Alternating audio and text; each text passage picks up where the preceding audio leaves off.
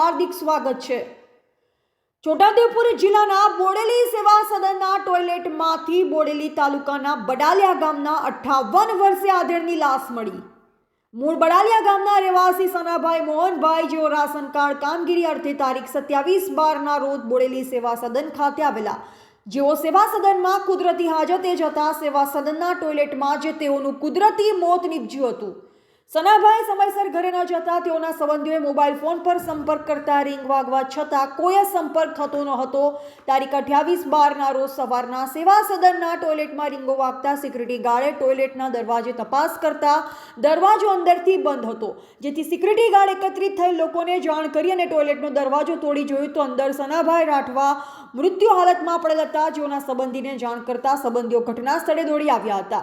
ઘટનાની જાણ બોડેલી પોલીસને કરાતા પોલીસે કાયદેસરની કાર્યવાહી કરી 108 મારફતે મૃતકની લાશને પીએમ અર્થે મોકલી આપી હતી, જે હાજર તબીબોએ સનાભાઈ રાઠવાને મૃત જાહેર કર્યા હતા।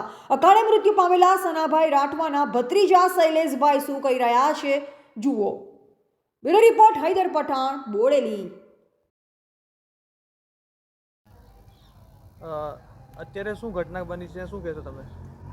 ત્યારે કાલે અમારા કાકા સનાભાઈ મોહનભાઈ રાઠવા જે ઘરેથી સેવા સદનમાં આવ્યા હતા રેશન કાર્ડના કામ માટે, અને તેઓ જાજરામાં ગયા હતા અને જાજરામાં જઈને અચાનક એમને ડેથ થઈ ગઈ।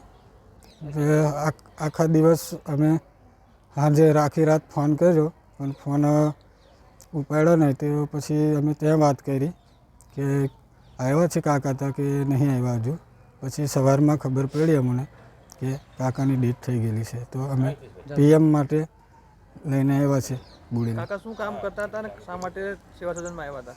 કાકા હાલોલ કંપનીમાં સિક્યુરિટીમાં હતા અને એ રેશન કાર્ડના કામ માટે ઘરે આવ્યા હતા બડાલિયા। બડાલિયાથી નીકળીને અહીંયા આવ્યા હતા બોડેલી સેવા સદન। બરાબર, તેમનો ફોન લાગતો હતો?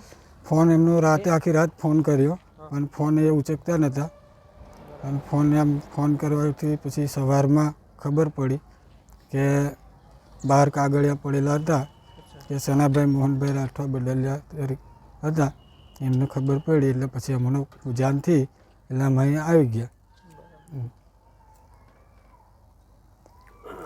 અચ્છા, એમને બાથરૂમમાં તો કઈ રીતે કાઢ્યા હતા ખબર? બાથરૂમમાંથી તો દરવાજો તોડીને જ કાઢ્યા હતા। શું નામ તમારું? રાઠવા શૈલેષભાઈ વિચારભાઈ બદલ્યા।